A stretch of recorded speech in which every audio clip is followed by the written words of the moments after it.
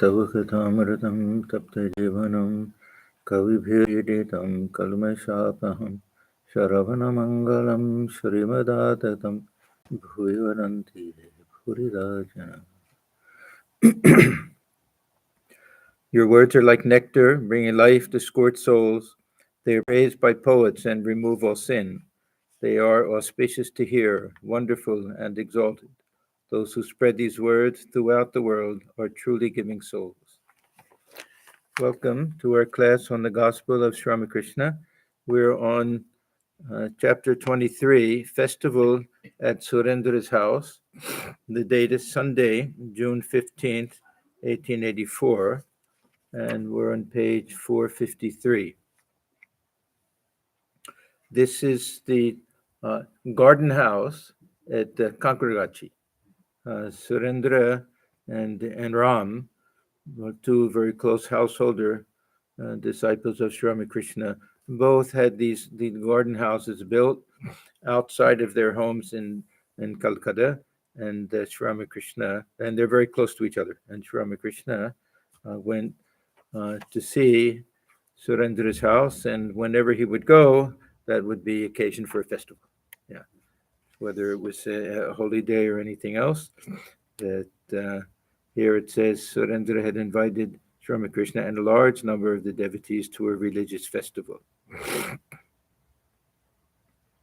Occasions like this were a source of great happiness and rejoicing to the master's devotees.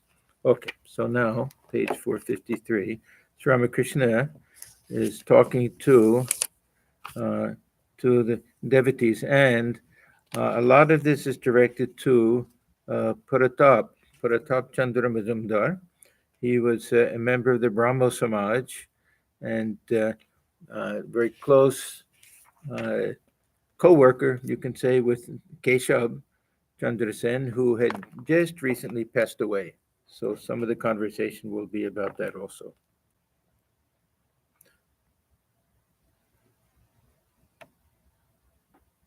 And this is part of the answer. The devotee had asked the question, the English people always exhort us to be active. Isn't action the aim of life then? So Sri Ramakrishna says the aim of life is the attainment of God. He goes on. Then he tells the story. Once upon a time, a woodcutter went into a forest to chop wood. There suddenly he met a brahmachari. The holy man said to him, "My good man, go forward."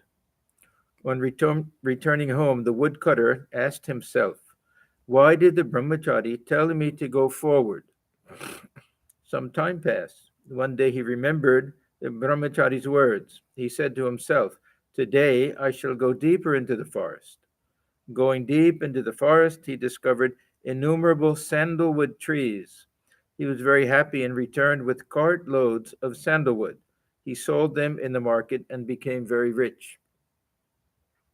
A few days later, he again remembered the words of the holy man to go forward. He went deeper into the forest and discovered a silver mine near a river. This was even beyond his dreams. He dug out silver from the mine and sold it in the market. He got so much money that he didn't even know how much he had. A few more days passed.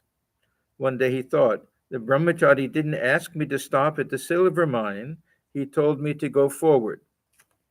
This time he went to the other side of the river and found a gold mine. Then he exclaimed, "Ah, just see, this is why he asked me to go forward." Again, a few days afterwards, he went still deeper into the forest and found heaps of diamonds and other precious gems. He took these also and became as rich as the god of wealth himself.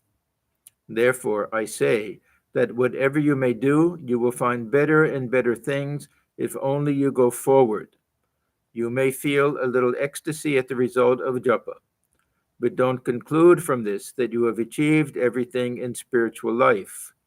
Work is by no means the goal of life. This goes back to that original question. The English seem to think that work is the goal of life. Is that true or not? Work is by no means the goal of life. Go forward, and then you will be able to perform unselfish work. But again, I say that it is most difficult to perform unselfish work. Therefore, with love and longing in your heart, pray to God. O God, grant me devotion at thy lotus feet and reduce my worldly duties. Please grant me the boon that the few duties I must do may be done in a detached spirit. If you go still farther, you will realize God. You will see him. In time, you will converse with him. Now, we, we get a lot of things here that if we really think about what Ramakrishna is telling us, then we realize that uh, he's giving us such a high bar, huh, that really, if we're very honest with ourselves, that if we get a little bit of make a little spiritual progress, we get a little bit of devotion, huh, we get a little bit of peace of mind, some contentment, we should feel a tremendous blessing, huh, a tremendous blessing. But he say, no, it's not enough. That there's more. There is more.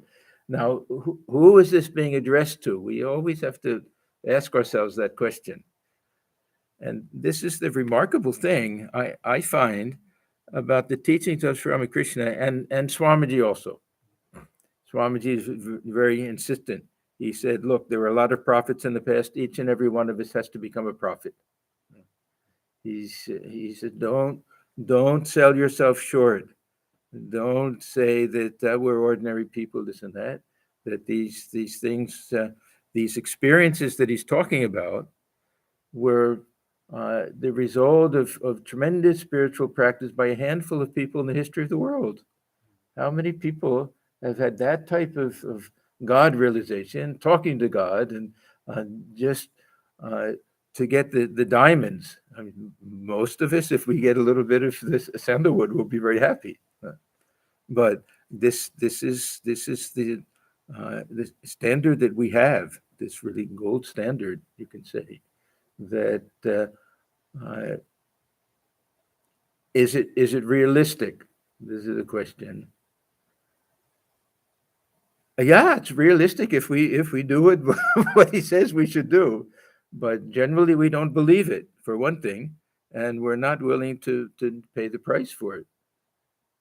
But yeah, we have to have that faith. He's not going to say it if it's not possible. Now, is it possible for everyone? No, I doubt it. It's possible for anyone, but not everyone. Huh? So each and any one of us can do it. We won't all do it. We know that. It's not realistic. But each and any one of us could do it if we really uh, had faith that this is possible, and really conviction that this is the only thing worth having in life, and are willing to do the spiritual practice, uh, and uh, do all of the things that Ramakrishna did, to just be mad with love of God, to pray with tears in our eyes. If we can do that, we can have all of these things. But we have our samskaras, we have all these other things holding us back. There's one of the earlier conversation was somebody said, "But sir, we have shackles around our feet. There's something holding us back." Yeah, so we all feel like that, but uh, this is why I think, and Swamiji also seemed to think, that this will never be a teaching that will be a popular type of teaching, that everyone will accept this. That there is was it an article, some conversation that Swamiji is Vedanta the future religion? And he seems to conclude that uh, this will always be for those who have some special longing for this. Now, Vedanta, of course, has something for everyone. If we're willing to compromise and say, okay, the silver mine is enough for me, then of course everyone, it has something for everyone. But this is the speciality of this teaching, that he's really telling everyone. He's not just talking to Narendra and Rakal here. His future. He's talking to all of us. This Pratap Mazumdar, he's nobody special. I mean, he had a high position in the Brahmo Samaj, but Thakur never thought that he was a great spiritual person and personality or anything like that. So it's interesting how Sri Ramakrishna, uh, he'll never say, "Look, you're ordinary people." That little this. I mean, he'll make a distinction, of course, between the Ishvara Koti and there are certain things that we can't expect to go into Nirvikalpa Samadhi and go back and forth. That we can't expect to have the type of ecstasy that Radha had and Chaitanya Dev had, this Mahabhava and everything. But to have all of these other experiences, he says that these are possible. And why does he seem to not care so much for karma yoga? Plenty of teachers have come that we all know about the karma yoga. We all know he's trying to convince us that yeah, this is a rare human birth that we have. This is our chance for God realization. That whatever duties we have, we should do with great love and care and devotion, and to the best of our ability. But always remember that God realization is the ultimate goal of life. And for most of us, unless we're really highly advanced spiritual souls, will get entangled with too much work, and some ego will come.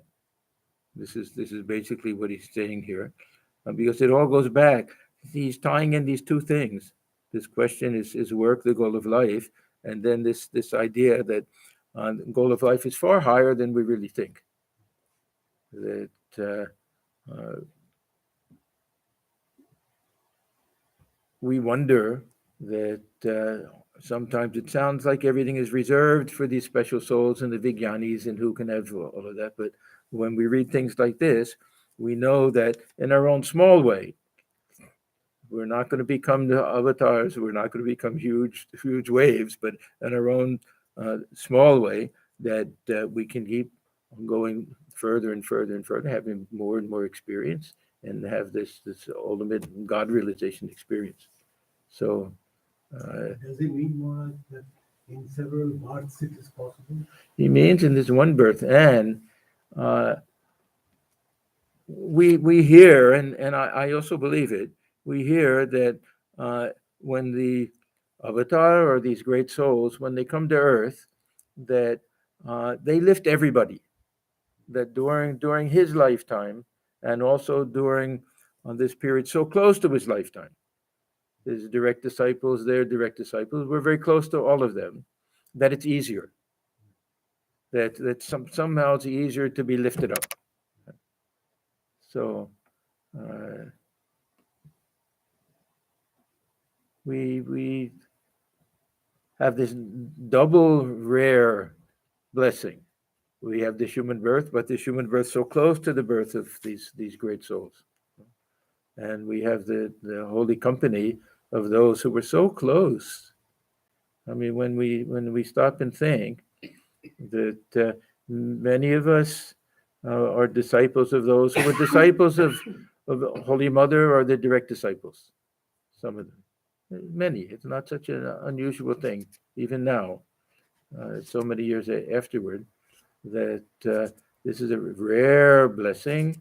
Even just ordinarily, the human birth is a rare blessing, but this is not something to miss, this opportunity. And yeah, I mean, he could very easily say that, yes, if you can develop a little devotion in this lifetime, you should feel content that you haven't wasted this life. You say, no, don't stop. Don't stop there. That each stage that we reach, it's easier to get to the next one, and easier to get to the next one. So uh, we have to uh, assume that he's saying with this with perfect conviction, and it's meant for us also. Now, when Sri Ramakrishna spoke, we have we always have to look at the people that he's speaking to, number one, and number two, the fact that he knows that this will be recorded. So this is for all of the people who were present then, and for all of us. He knows that this is something that we get so many indications of that he knows that M is recording these things because he'll ask him to repeat things. He'll make sure that some call M. The interesting conversation is taking place. Let M come and listen. There's so many indications. When he saw some others, Tara, the Swami Shivanandi Mahapurush Maharaj, looking like he's going to write things down, then Thakur said, "No, this is assigned to somebody else. Yeah, it's already assigned." Yeah. So these are for us. These are also for us. We have to accept it. Bless you. Uh, but we also have to realize that we have to uh, lead lives of great purity and devotion. And that we have to work hard. As much as Sri Ramakrishna talks about grace, he also talks about we have to work hard. We have to do our spiritual practice, and we have to keep holy company, and we have to do prayer and go into solitude from time to time. That all of these things uh, are are necessary if we want to really achieve. Now, suppose we don't achieve all of this.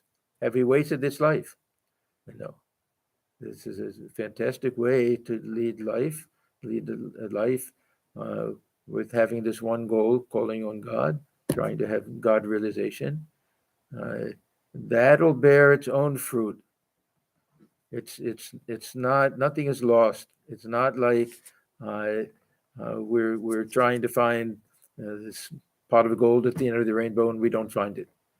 That the journey itself will yield tremendous fruit, and it'll turn out to be such a satisfying type of life to lead, a life dedicated to the spiritual uh, realization and serving others, seeing God in others. Uh, this is not what Sri Ramakrishna is emphasizing here, because that was something that everybody assumed, and that was something that the Brahmos actually overemphasized. So this is kind of a corrective to the Brahmo Samaj people. He's talking to Pratap here, that what you do is good, but don't think it's the goal of life. He said that about Vidyasagar, that the activities that he's doing, these are born out of compassion, daya. They're very, very good.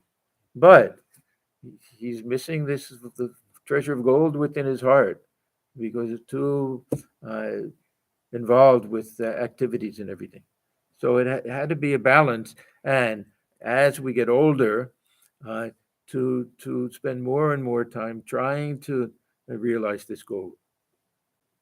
So this is why he says, pray that we won't be entangled in the world, that we won't go looking after too many things to do. Now, what do we say? Somebody retires and they have a lot of time and they think, uh, let me do some volunteer work in a hospital.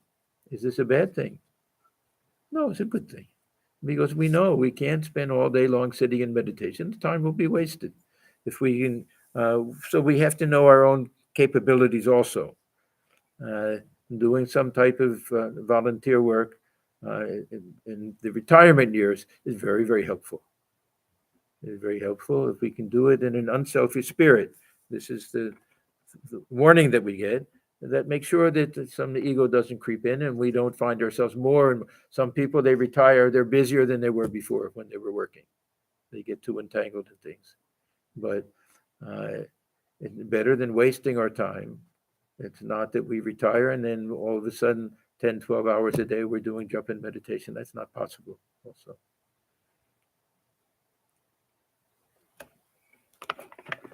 So this is a story that Sri Ramakrishna tells several times, that go forward, go forward. And yeah, we wonder if we've even reached, the first sandalwood trees, that we have to worry about, getting stuck there. Not too many people will start having visions and things that we have to make sure that we leave them behind and keep going forward. But uh,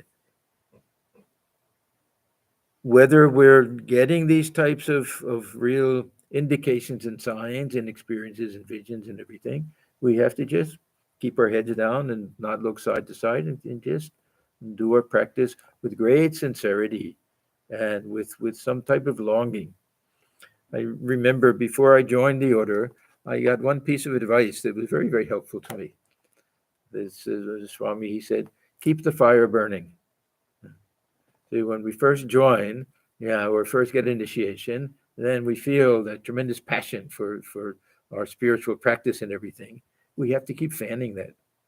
Otherwise, it'll go out. It'll become just kind of a small little. To keep that fire burning, so that each day that we feel, oh, maybe today's the day. I'll have some type of realization, some type of experience. Swami Bhutishanandaji Maharaj, I heard him say one time, it's very good when we do our spiritual practice to try to remember how we felt the day that we joined the order. He was talking to monks at that time. Yeah, that tremendous sincerity and feeling of renunciation, uh, to try to keep that in mind. We can say the same thing when we started spiritual life or took initiation, something like that.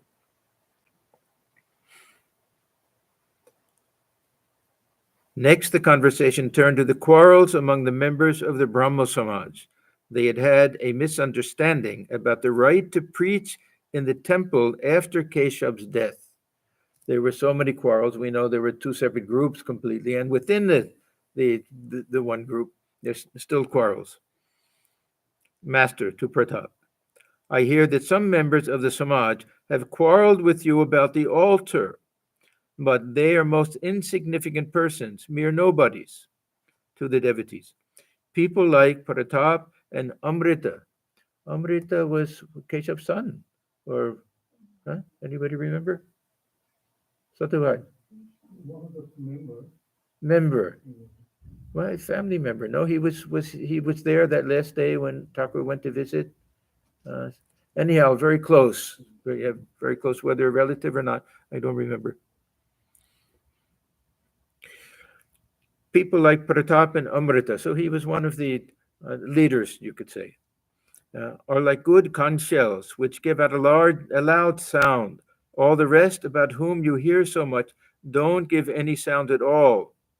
All laugh. Pratap. Speaking of sounds, even such a worthless thing as a mango stone makes a sound. There's a footnote. The split stone of a mango about to sprout makes a sound when one blows through it.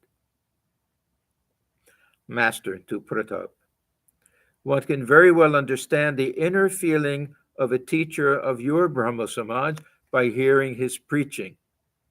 Now he'll talk about this poor Samadhyayi. I always feel bad for him. That anytime Thakur wants to talk about somebody making a stupid statement, he brings up this Samadhyayi. Once I went to a meeting of a Harisabha. The preacher of the day was a pundit named Samadhyayi. And can you imagine what he said? He said in the course of his sermon, God is dry. Nirosh, God is dry. We must make him sweet and fresh with our love and devotion. In the Vedas Upanishads, we have this rasavayit, that he's sweetness, nectar himself, the very essence of sweetness. I was stunned to hear these words. Then I was reminded of a story. A boy once said, at my uncle's house there are many horses. Oh, yes, his whole cowshed is full of them. Now, if it was really a cowshed, then horses could not be kept there. Possibly he had only cows. What did people think on hearing such an incoherent statement? They believed that there were surely no such animals as horses in the shed. Laughter. A devotee. True, sir. There were not only no horses, but possibly there were also no cows. Laughter. Master. Just fancy to describe God, who was of the very nature of love and bliss, as dry. It only proves that the man has never experienced what God is like. Now, this is another thing that Ramakrishna says many places, that people who lecture without having any type of realization, without getting that badge of authority, the command of God, the chaprash. that no one will listen to their words, or they'll listen, go ha ha ha, it's very nice, and then forget everything. Yeah. So I think almost universally, the first time that we're asked to speak, this is the first thing we remember. I I remember also telling Swami he wanted me to start speaking. And I said, "But what do we say? We haven't achieved anything like that." And he said, you just repeat what you've heard." There was an incident in the life of Swami Virajanandaji, that he also said that Swamiji wanted to send him to start preaching, and he said, "But I don't know anything." So Swami said, "Then tell them that." They'll appreciate your humility. So anyhow, yeah, we have to have this feeling that we're not preaching, we're not lecturing, anything like that. We're sharing this nectar-like words, of Sri Ramakrishna. Like M. Sri Ramakrishna would send these young devotees to M for instructions and things. And sometimes they would say, "But he's a householder." And Sri Ramakrishna would say, "You won't hear anything from M's lips but things that I've said." So M used to say, he's like a man who's sitting by this huge reservoir, and people come and he takes cups of that and gives them something to drink. Yeah. So, uh, but uh, these Brahmo Samaj people, first of all, they had no tradition of monastic tradition. So none of the preachers were sannyasins. So Sri Ramakrishna used to say that how do you preach the renunciation if you're not practicing it yourself? So that was one thing. He wanted them to be sannyasis. But more than that, anyone whose words will have some real effect on other people has to have some substance and some type of experience and realization. Otherwise, the best thing is that we try to explain as best as we can the teachings of Sri Ramakrishna, the Holy Mother, Swamiji, and the others.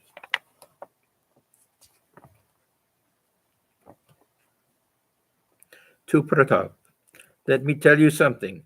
You are a learned and intelligent and serious minded soul.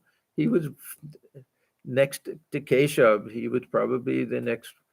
He also went to England. Yeah. And of course, he'll go to the Parliament of Religions and everything. So he was a well known figure. And obviously, he uh, had a great deal of learning. I don't know much about his background, but so he says, "Let me tell you something. You are a learned and intelligent and serious minded soul. Keshab and you were like two brothers, Gaur and Nitai." So this is Gauranga, the Chaitanya Deva, and Nityananda. Now, this is interesting because they themselves like to say it. Ram Babu, who we know is a troublemaker, he said, "You know what I heard them talking about?" They once said, "You declare yourself Keshav, you declare yourself as Chaitanya Deva, I'll declare myself as Nityananda."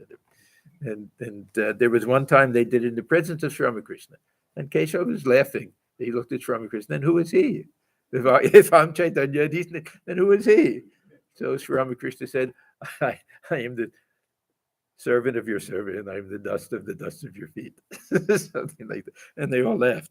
But it's interesting that he's not saying that they're incarnations of them. They were trying to say we're incarnations, but he said, "You're like them." They weren't actually brothers, but they were such close companions. This Chaitanya Deva and Nityananda. So Keshav and you were like two brothers, Gaur and Nitai. You have had enough of lectures, arguments, quarrels, discussions, and dissensions. Can such things interest you any more? Now gather your whole mind and direct it to God. Plunge deep into God. So this is that second thing. One is that go forward, but the second thing that he's always telling us is that it's not enough to just do our spiritual practice mechanically. That we have to really do it with some intensity. This idea of diving deep. First of all, where do we dive into? This with the deep within the heart. This song "Doob Doob Doob," the Vrindavan within the cave of the heart. That we have to uh, not float on the surface. What does that mean? That float on the surface of the mind. Floating on the surface of the mind means letting it break out into thought. We want to go deeper. We have to go through the mind, beyond the mind, to get to the heart. We won't really be able to feel that deep love within the heart when the mind is still spinning its wheels. So this diving deep, if we think of an ocean, the surface of the ocean will be the mind breaking out into waves. We go deeper down and we're getting to the heart, that heart center. Deeper down, we find that heart center belongs to this universal heart. We can say there's an ocean of consciousness.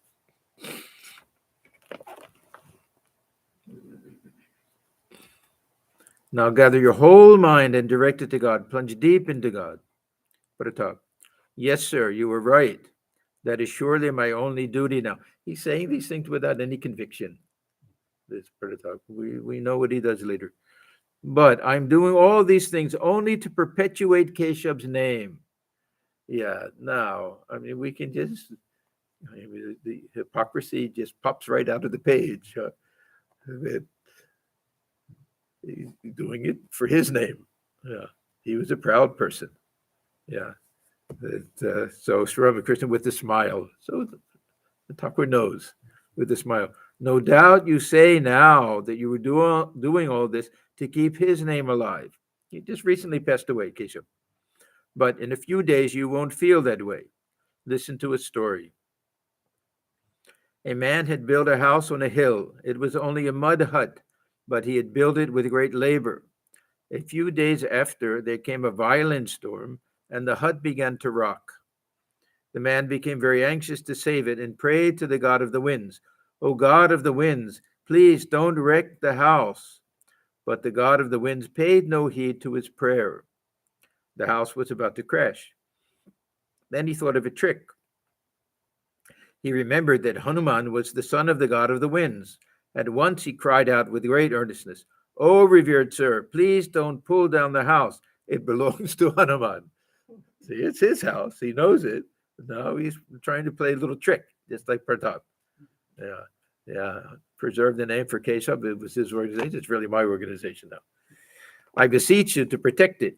But still, the house continued to shake violently. See, Sri Ramakrishna, he'll tell his innocent, nice little story, and and it is cutting through everything that Pratap just said. How intelligent the way to do it, rather than say, "Oh, Pratap, nobody believes you." He says, listen to a story. I beseech you to protect it. But still the house continued to shake violently. Nobody seemed to listen to his prayer. He repeated many times, "Oh, this house belongs to Hanuman." But the fury of the wind did not abate. Then he remembered that Hanuman was the devoted servant of Rama, whose younger brother was Lakshmana. Desperately, the man prayed, crying aloud, "Oh, this house belongs to Lakshmana."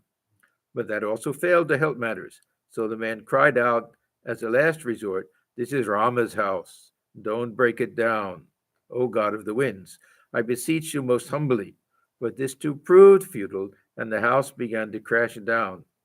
Whereupon the man, who now had to save his own life, rushed out of it with a curse. "Let it go. This is the devil's own hut." Yeah. So this was really Pratap's devotion to Keshav's organization. As long as it was okay for him and he got something out of it. But Thakur knows after some time it'll fall apart. You won't care about it at all. To Pratap, you don't have to perpetuate Keshav's name as if everything is up to this Pratap.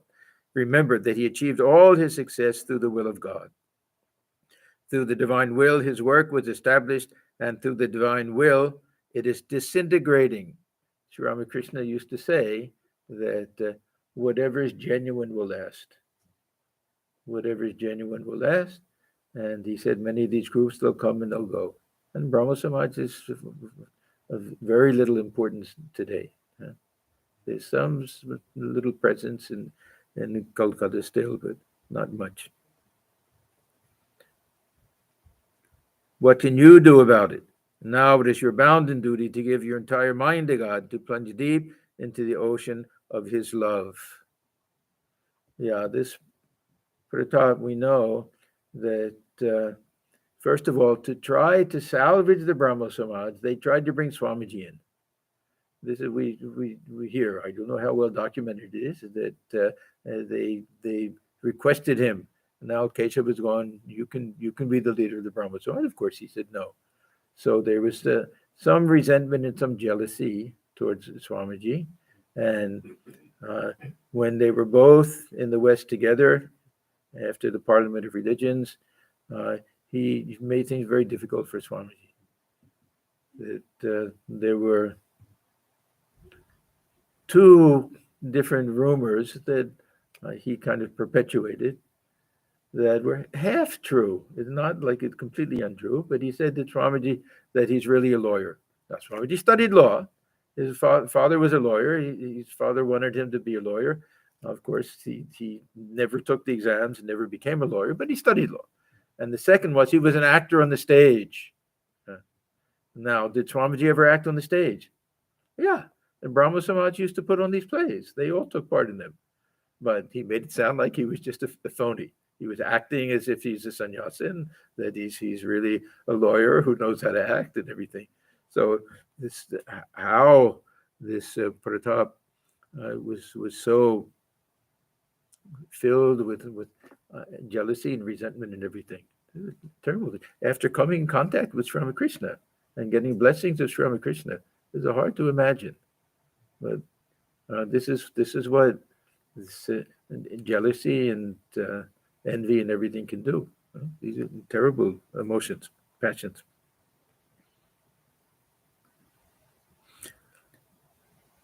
Now it is your bounden duty to give your entire mind to God, to plunge deep into the ocean of His love. Saying these words, the Master sang in his sweet voice, "Dive deep, O mind, dive deep in the ocean of God's beauty." This is their beautiful song. It occurs many times in the Gospel of Ramakrishna. If you descend to the uttermost depths, there you will find the gem of love. Go seek, O mind, go seek Vrindavan in your heart, where, with his loving devotees, Sri Krishna sports eternally. Light up, O mind, light up true wisdom's shining lamp, and let it burn with steady flame unceasingly within your heart. Who is it that steers your boat across the solid earth? It is your guru, says Kubir. This is not Kabir, this is Kubir. Meditate on his holy feet. He belonged to this Baal tradition. They didn't care so much for the gods and goddesses and things. Their devotion was mostly to the guru. So we have the Karta Bhaja sect and everything. This Karta means the guru. The master continued addressing Pratap. Why he's spending so much time with this Pratap? That all the other devotees are there. This is in Surendra's. Because these things had taken place recently. Keshab had recently passed away. And before, it's actually sad for Keshab that the whole split and the whole issue with his daughter's marriage took place just before he passed away, so that he had to kind of suffer from all that criticism and everything in his last couple of years of life.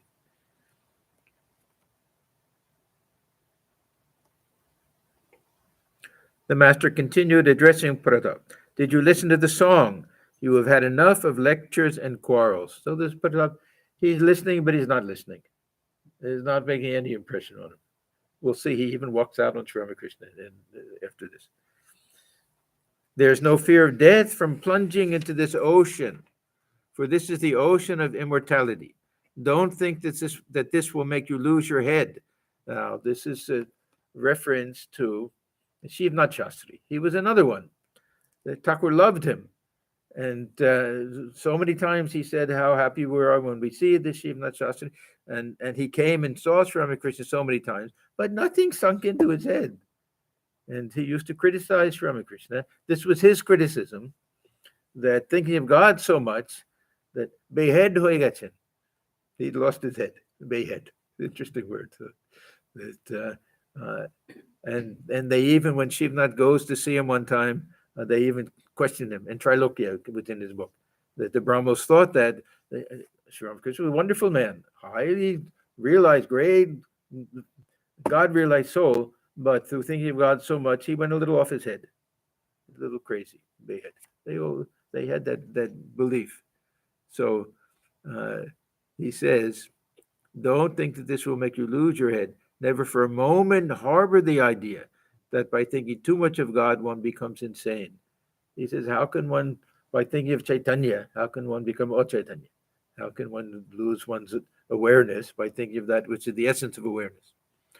Then this is very interesting. He says, once I said to Narendra, Pratap, who is Narendra, sir?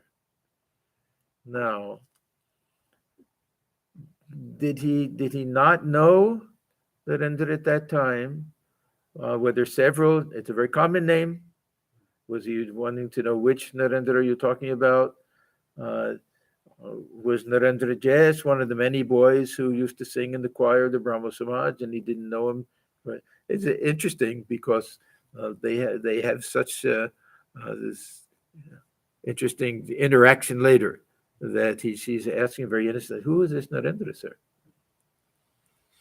Master, oh, never mind. So he's don't. I'm trying to give you an example. Don't pay too much attention to who I told it to. Oh, never mind. There's a young man of that name, as if he doesn't even want the two of them to meet each other. I said to Narendra, look here, my boy. God is the ocean of bliss. Don't you want to plunge into this ocean? Suppose there's a cup of syrup and you're a fly. Where will you sit to sip the syrup? Narendra said, I will sit on the edge of the cup and stick my head out to drink it. Why, said I, why should you sit on the edge? He replied, if I go far into the syrup, I shall be drowned and lose my life. Then I said to him, but my child, there is no such fear in the ocean of Satchidananda. It is the ocean of immortality. By plunging into it, a man does not die, he becomes immortal. A man does not lose his consciousness by being mad about God. These are all things that Swamiji spoke about so many times later. And this idea that we plunge into that, we lose our individuality. All of these people that he came across in the West were so uh, attached to their individuality that is what will happen. We'll lose. And Swamiji would say that no, only then will you know what it means to be an individual, to be a person, when you know your connection with the divine. To the devotees, the feeling of I and mine is ignorance. People say that Rani Rashmani built the Kali temple, but nobody says it was the work of God. They say that such and such a person established the Brahmo Samaj, but nobody says it was founded through the will of God. This feeling, I am the doer, is ignorance. On the contrary, the idea, oh God, thou art the doer, and I am only an instrument. And thou art the operator, and I am the machine, is knowledge. After attaining knowledge, a man says, O God, nothing belongs to me, neither this house of worship, nor this Kali temple, nor this Brahmo Samaj. These are all thine. Wife, son, and family do not belong to me. They are all thine. We've been through this so many times. This is a very, very difficult thing that to feel that we're only an instrument and to feel that this feeling I am the doer is ignorance. Now we all feel that we're the doer. Who doesn't feel that? Now we may feel that we're doing God's work. We may feel that we're inspired. If we're very, very philosophical, we may say that there's all the play of the mind, that I don't find this ego when I analyze all of these things. But basically, we all feel that. So, what do we do with this type of teaching? Now,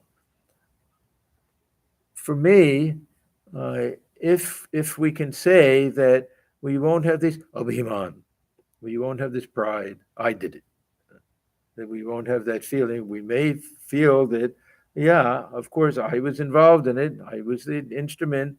These hands are the ones that did the work. That it'll be completely hypocritical for me to say I didn't do it.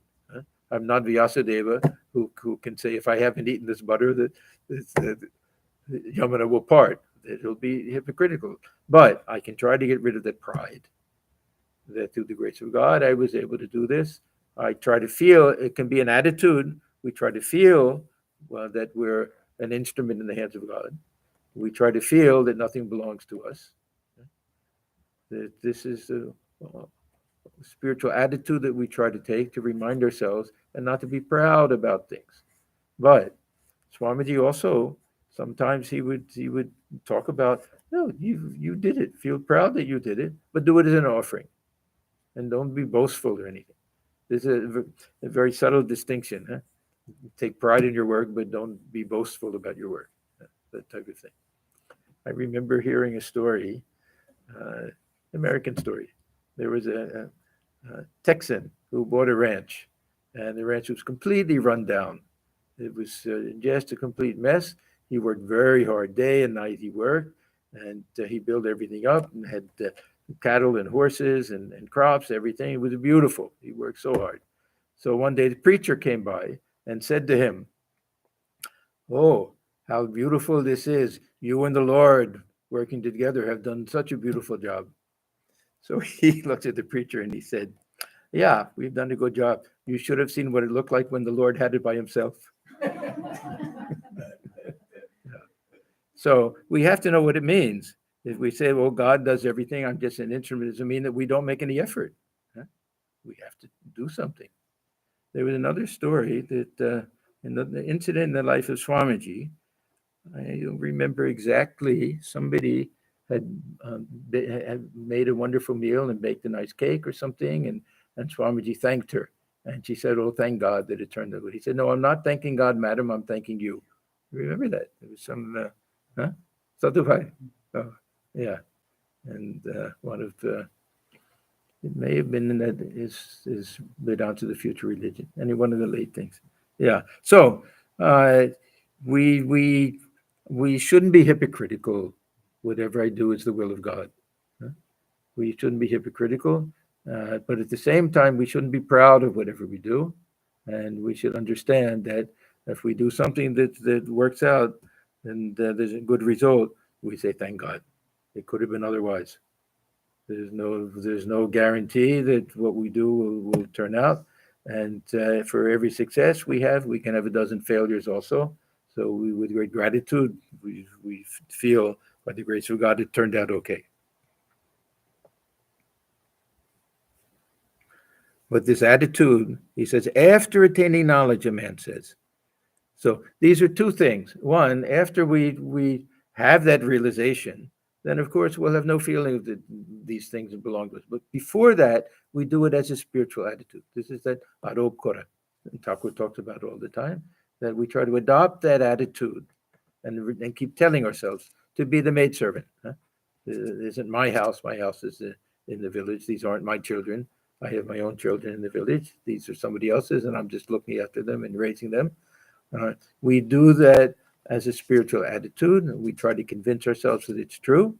And after we make some spiritual progress, we realize that it is true. That what we can't even claim ownership over the house that we live in. How do we have ownership over other people? And we reach the point, how do we have ownership even this body that we live in? Yeah, I've told this story many times to Swami Bhudeshanandji, that when they wanted to, they asked him if he was willing to undergo a surgery at the end of his life. And he said, when I joined the order, that I renounced everything I have, including this body I gave to the order. If the trustees feel it's good for the order for this body to continue to live, then you decide and you do it. That's all. I don't claim ownership or any special claim over it. If we can have that type of attitude, then half of the problems of life are gone. It's clinging to things and worrying about things and everything is gone. Then we just have that perfect contentment, acceptance and contentment. To love these objects, regarding them as one's own, is maya, but to love all things is daya, compassion. So this is the other side. We don't have to reject everything. If we love things and we feel attached to them, fine. We try to expand. and have that same feeling for everything. To love only the members of the Brahmo Samaj or of one's own family is Maya. So he's talking to the devotees, but mostly to Pratap. To love one's own countrymen is Maya, but to love the people of all countries, to love the members of all religions is Daya. Such love comes from love of God, from Daya. Maya entangles a man and turns him away from God, but through Daya one realizes God. Sages like Shukadeva and Narada always cherished Daya in their hearts. Now, Sri Ramakrishna has different levels of things. That compared to Maya, Daya is wonderful, but Daya is also not high enough compared to Prema, love, or Seva. It's also not. So sometimes he'll criticize this idea of compassion. Who are you to have compassion for anybody? That not compassion, but seeing God in everyone, we serve them with great love and gratitude that we have that opportunity, that type of attitude. Compassion means feeling some type of separateness, and we're higher and they're lower. As Swamiji said, if you do something for somebody else, you bow down before them and let them stand up and accept it. Have that attitude. But compared to Maya, Daya is wonderful. Yeah, but we go even beyond that. And then everything becomes seva service, and then everything becomes puja worship. So that's the highest. Everything we do is worship. But if we can at least go from Maya to Daya, that'll be the first step to go higher. Pratap, revered sir, of those who live with you making progress in spiritual life. Now, it sounds like an innocent question. Huh? Sounds like an innocent question, right? But it's not an innocent question. The Brahmos didn't like this renouncing the world, and the ones that were living with him were the ones who were going to become future monks. Now, how do I know this? Because the answer that Sri Ramakrishna gives, when we first read it, we think, well, why is he giving that type of answer? But we know he knows what's in Pratap's mind. That, look, these young boys used to come to us, the Brahmo Samaj. This is our Rakal and Narendra and everything. And now this Rakal, Baburam, the Latu, that Rakal even married, and the others, they should be finishing their education and everything. And now they're living with you. Or is it worth it? Are they making spiritual progress? Won't they make spiritual progress if they lead the householder life and everything? So it's not such an innocent question. Huh? Are those who live with you making progress in spiritual life? Now listen to the answer, Master. I tell the people that there is nothing wrong in the life of the world. Okay, so we understand that this is a little bit of that bias of the Brahmo Samaj, that everyone should lead a householder life, that this is the way one practices dharma. This is an idea. Maybe at the end of life, sannyasa, they don't talk about that, of course, but at least this the glory of the Gurihasta, of the householder stage of life. So Sri Ramakrishna says, I tell the people there is nothing wrong in the life of the world. So very often, at least to these young boys, at least to their parents, he would say that. To them, if he knows that they're fit for the life of renunciation, he'll talk about the glory of renunciation. But for those who aren't fit, even M, look at M, what a great soul he was. But even for someone like M, he says, no, this householder life is the best type of life for you. So he says, I tell people that there's nothing wrong in the life of the world, but they must live in the world as a maid servant lives in her master's house. Referring to a master's house, she says, that is our house, but her real home is perhaps in a faraway village. Pointing out her master's house to others, she says, no doubt, this is our house. But in her heart, she knows very well that it doesn't belong to her and that her own house is in a faraway village. She brings up her master's son and says, my Hari has grown very naughty, or my Hari doesn't like sweets. Though she repeats, my Hari with her lips, yet she knows in her heart that a Hari doesn't belong to her, that he is her master's son. Thus, I say to those who visit me, why don't you live in the world? There's no harm in that. Now, this is true. He'll say this to most, but uh, there was a small group that came to him who were such pure souls, young souls. And to be honest, uh, very few, if any of them, became monks. So this is important, and all of the second group. I'm not talking about his direct disciples, but all of the ones that were students in M's college, and that, mostly because their parents were so much against it. But uh, they were fit for it. Sri Krishna could see, and it would have been good for them. And especially in the case of Purna, it was a disaster that he forced to marry and everything. And Thakur knew that he won't live long if he's not allowed to live this type of life. Thus I say to those who visit me, why don't you live in the world? There's no harm in that. But always keep your mind on God. Know for certain that a house, family, and property are not yours, they are God's. Now, this we can do. This is, again, a mood or attitude to practice. We have to do this. Your real home is in God.